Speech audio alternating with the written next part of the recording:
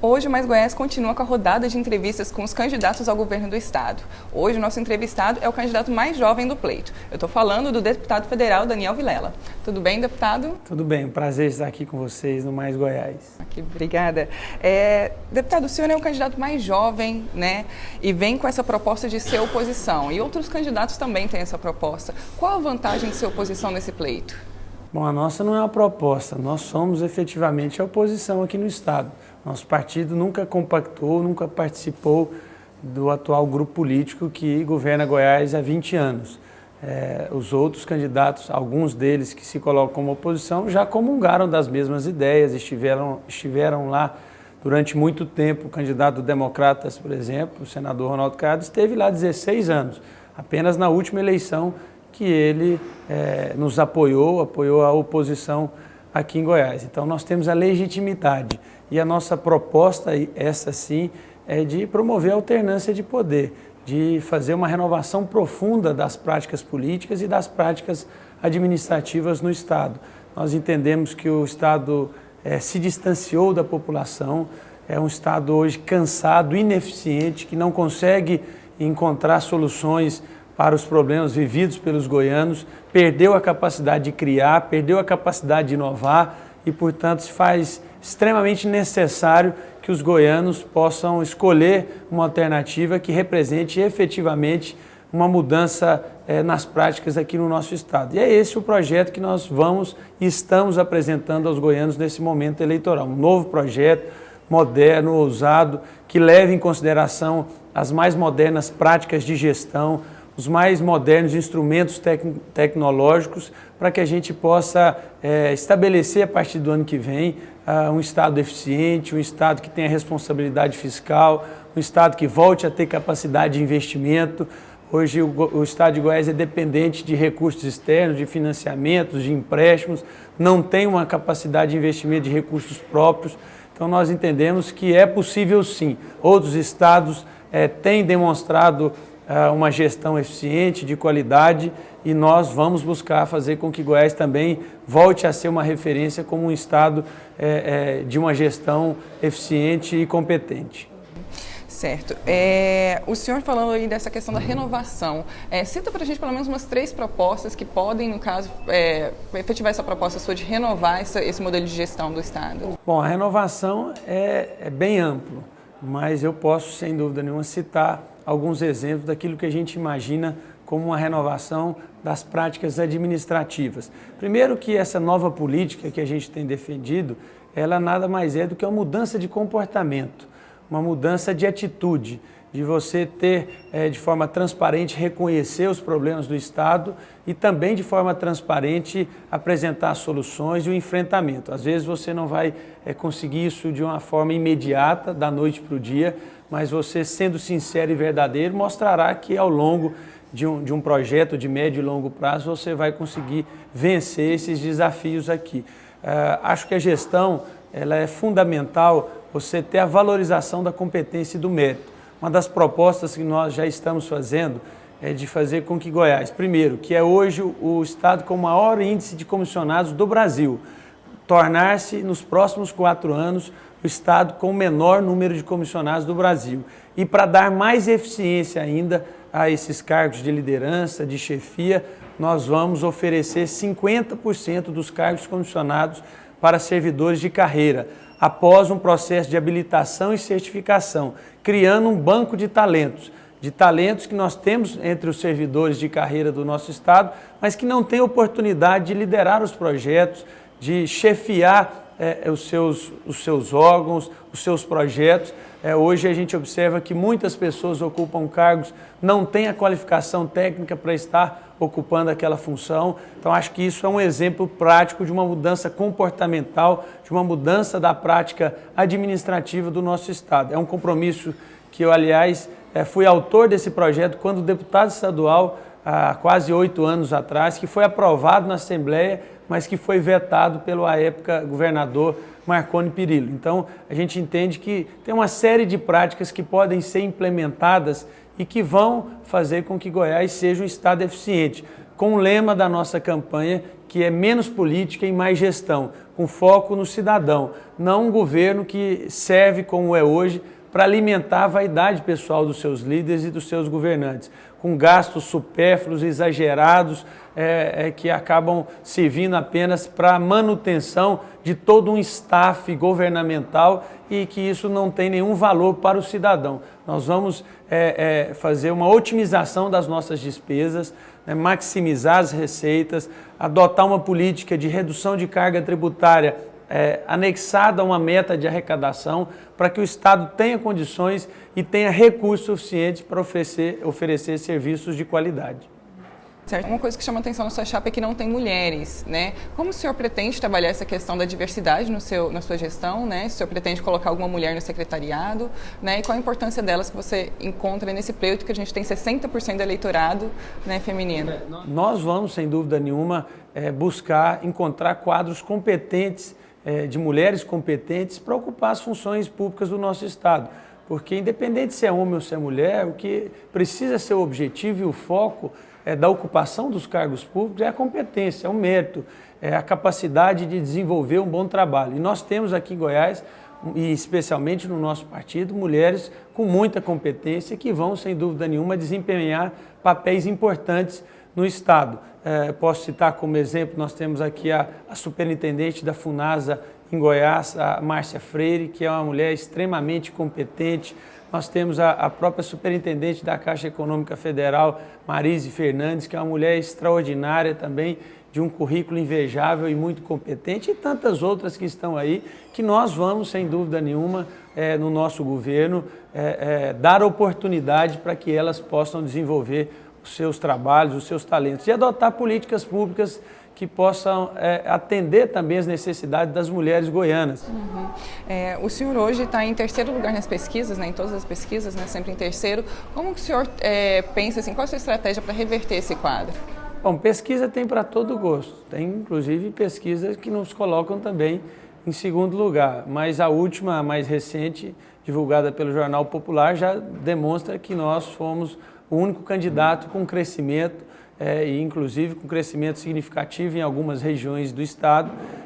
Isso, na minha opinião, é fruto de aumento do conhecimento da população em relação à minha pessoa e à nossa candidatura. Dos três candidatos, sou o mais desconhecido pelos goianos, nunca disputei nenhuma eleição majoritária e tenho a certeza absoluta que com o aumento do grau de conhecimento dos goianos, não só da minha pessoa, mas da nossa candidatura e da defesa de um novo projeto para o Goiás, nós teremos aí um crescimento exponencial e venceremos as eleições. O senhor também apoia o presidente Temer, né? Inclusive até votou pelo arquivamento das denúncias contra ele, mas é um presidente extremamente impopular, né? Aqui em Goiânia alcança 80%, né, de reprovação.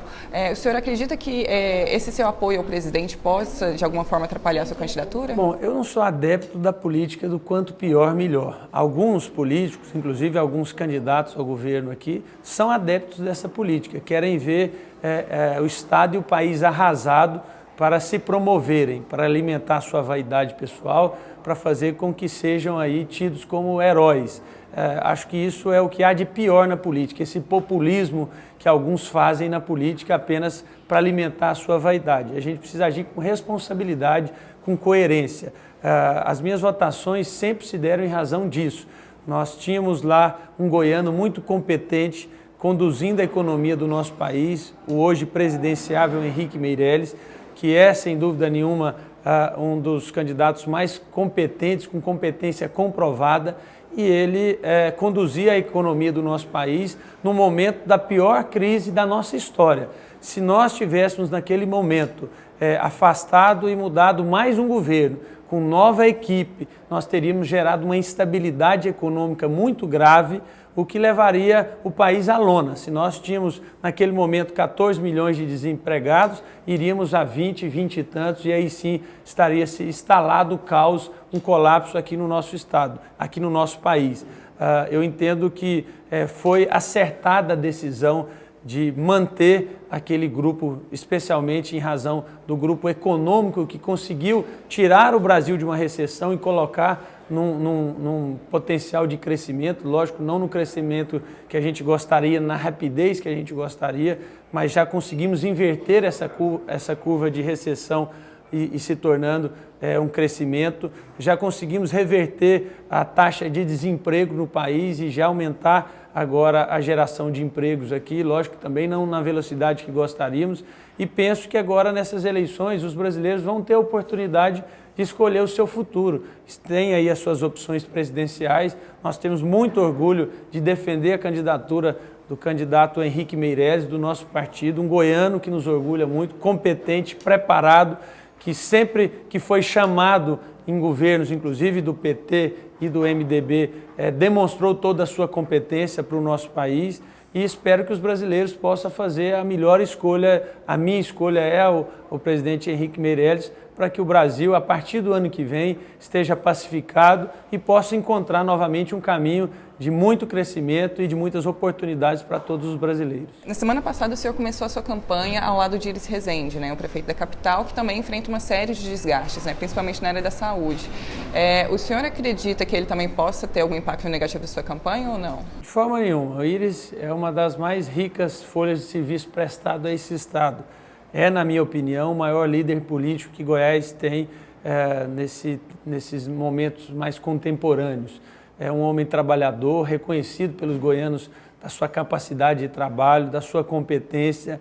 E se hoje a administração municipal não ainda tem um respaldo amplo da população, é em razão da dificuldade que ele enfrentou e de estar tomando medidas responsáveis, medidas que vão, a curto prazo, inclusive, fazer com que Goiânia tenha uma gestão eficiente, que seja novamente referência em qualidade de vida, que seja referência numa gestão qualificada. Eu tenho certeza absoluta que Goiânia, em breve, terá muito orgulho de ter novamente o prefeito Iris como prefeito, de reconhecer nele as virtudes de competência, de preparo. Ele foi escolhido prefeito em razão disso, devido à sua competência, o seu histórico de realizações. E se hoje ainda não conseguiu alcançar esse patamar, é porque está tomando as medidas saneadoras, as medidas necessárias para que Goiânia volte a ser uma cidade de referência. Certo. Um outro desgaste, a gente pode dizer assim, que o senhor enfrenta, é que apesar de jovem, o senhor tem um currículo já grande, né? Já foi vereador, já foi deputado e agora é deputado federal e, inclusive, foi citado em uma das delações, né, da Lava Jato, né? O processo chegou a ser arquivado e a PGR pediu novamente o desarquivamento dele, né? Como que o senhor pretende trabalhar essa questão nas eleições? O senhor acha que isso vai te prejudicar? Eu acho que todo político ele tem que estar pronto para ser investigado a qualquer tempo, a qualquer momento. E foi isso que aconteceu. Fui citado por uma pessoa que não me conhecia, que nunca esteve comigo, que não tinha certeza do que dizia, isso palavras dele próprio, e em razão disso que foi arquivado. Agora, o político que não estiver preparado para ser investigado, para ter a sua vida exposta à população, ele não pode estar na vida política, ele tem que buscar ter a sua vida particular preservada fora da política. Eu tenho muita segurança daquilo que faço, tenho muita segurança da minha responsabilidade como pessoa pública, não estou na política para buscar benefícios financeiros, estou aqui porque entendo que é uma atividade que exige uma missão, que exige um comportamento, que exige uma necessidade de olhar para o futuro, de colaborar de forma coletiva com a melhora do nosso Estado e do nosso país. Portanto, eu tenho muita tranquilidade com tudo isso, acredito que em todas as oportunidades que aqui até então tive na política, desempenhei com qualidade, com competência e até em razão disso é que hoje, aos 34 anos, consigo me colocar como candidato a governador do estado de Goiás em razão dos mandatos produtivos que obtive. Como deputado federal, consegui trazer inúmeros recursos para Goiás, destravar obras importantes como retomada de rodovias, de anéis viários pelo estado,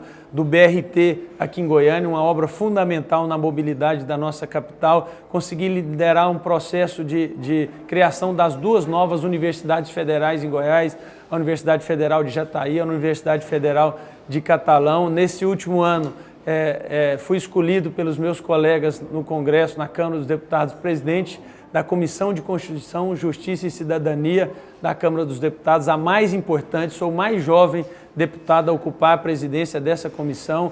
Fui agora escolhido pelo Congresso em Foco entre os 10 melhores deputados federais de 2018, portanto me sinto de cabeça erguida, com alguém que tem sido produtivo, que tem aproveitado as oportunidades que os goianos têm me oferecido para trabalhar em prol do meu estado e do meu país. A gente ainda vive um período de crise, né? A gente não se recuperou plenamente assim, na economia, e essa questão da crise, aliada com a gestão ineficiente de algumas empresas, colocou de novo em foco nas eleições desse ano a questão da privatização, né? Das privatizações.